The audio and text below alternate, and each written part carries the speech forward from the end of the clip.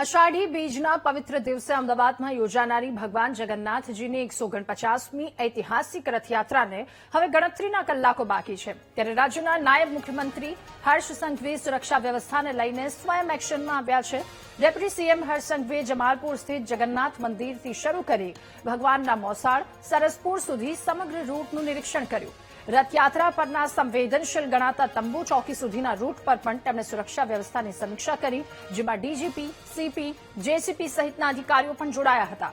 Route નિરીક્ષણ દરમિયાન તમામ સમાજના લોકોએ નાયબ મુખ્યમંત્રીનું સ્વાગત કર્યું। ડેપ્યુટી સીએમ હર્ષ સંઘવીએ પોલીસે કરેલી અભેદ્ય કિલ્લા જેવી સુરક્ષા વ્યવસ્થાનું નિરીક્ષણ કરી જરૂરી સૂચનો પણ આપ્યા હતા।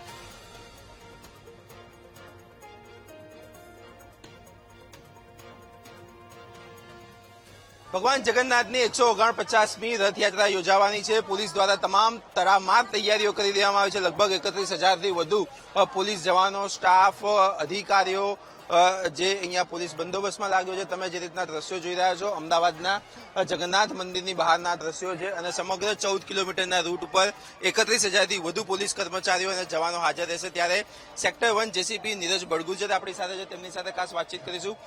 સર, એક અમદાવાદ પોલીસ માટે એક મહત્વનો જે પ્રસંગ હોય તે રથયાત્રા છે, કઈ રીતનું આ વખતે તૈયારી, ખાસ બંદોબસ્ત કઈ રીતનો? જી, આપણે ભગવાન જગન્નાથજીની જે આગામી રથયાત્રા છે એના માટે પોલીસ દ્વારા છેલ્લા 2 મહિનાથી તૈયારીઓ ચાલી રહી છે અને આપણે આખો જે બંદોબસ્ત છે એમાં સ્ટેટિક બંદોબસ્ત અને મૂવિંગ બંદોબસ્તમાં 31,000થી વધારે પોલીસ ફોર્સ જે છે તૈનાત રહેવાના છે। આખી જે રૂટ છે એના ઉપર એરિયા ડોમિનેશન તેમજ કોમ્યુનિટી પોલીસિંગની દ્વારા કોમ્યુનલ હાર્મનીને કાર્યક્રમ કરવામાં આવેલ છે।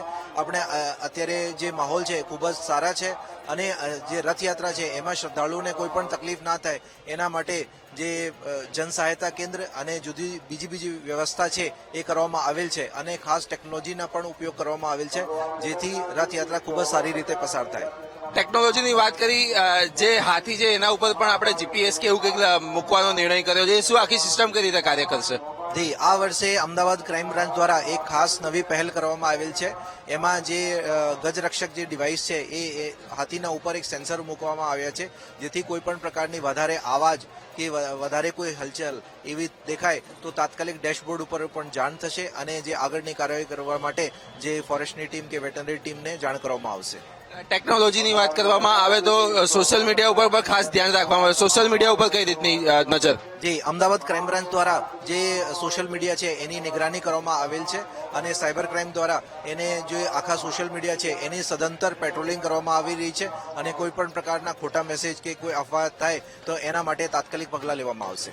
ચોક્કસથી આ હતા સેક્ટર 1 જેસીપી નીરજ બડગુજર કે જેઓએ કહ્યું કે 31,000થી વધુ પોલીસ કર્મચારીઓનો બંદોબસ્ત સમગ્ર રૂટ ઉપર રાખવામાં આવ્યો છે। સમગ્ર રૂટની વાત કરવામાં આવે તો 14 કિલોમીટરનો આ રૂટ છે।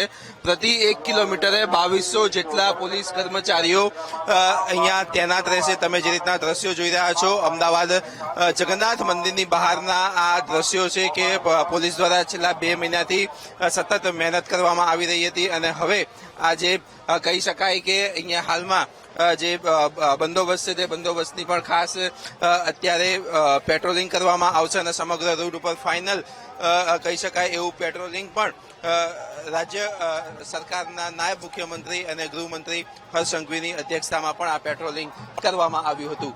કેમેરામેન આશિષ ડોડિયા સાથે પાર્થ જાની, વીટીવી ન્યૂઝ, અમદાવાદ। તો અમદાવાદમાં ભગવાન જગન્નાથની 149મી રથયાત્રા પહેલા જ ભગવાનની નેત્રોત્સવ વિધિ કરવામાં આવી। વહેલી સવારથી જ મંદિર પરિસરમાં મોટી સંખ્યામાં ભક્તો ઉમટી પડ્યા હતા।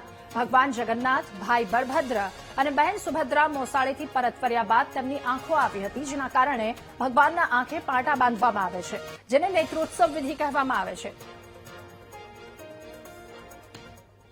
ભગવાન જગન્નાથજીના ચરણોમાં વંદન કરીને અમદાવાદ પોલીસ, ગુજરાત પોલીસ દ્વારા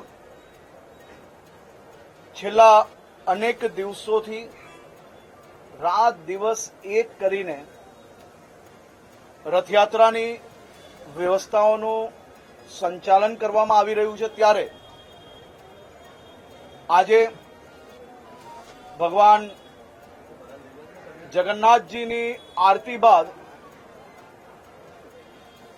સૌ ઉચ્ચ અધિકારીઓ અને બંદોબસ્તમાં જોડાયેલા તમામ અધિકારીઓ જોડે સંપૂર્ણ રૂટનું નિરીક્ષણ કરવામાં આવ્યું છે.